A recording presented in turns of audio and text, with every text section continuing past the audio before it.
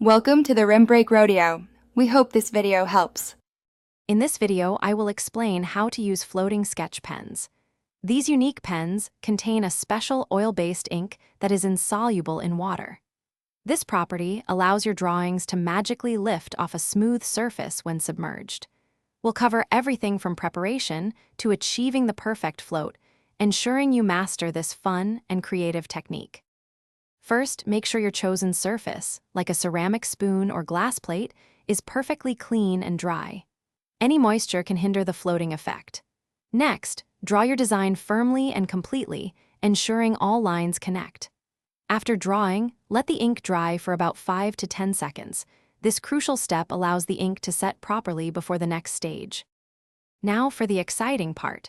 Slowly and gently submerge the object with your drawing into a bowl of water. As the water surrounds the ink, you'll see your design begin to lift and separate from the surface. This happens because the oil-based ink is lighter than water and doesn't dissolve, allowing it to float freely on the surface. For the best floating results, always use very smooth, non-porous surfaces like ceramic or glass.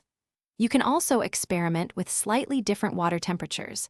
Some users find lukewarm water works well.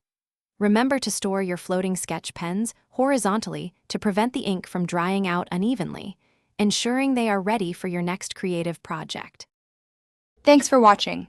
Consider subscribing if we helped you.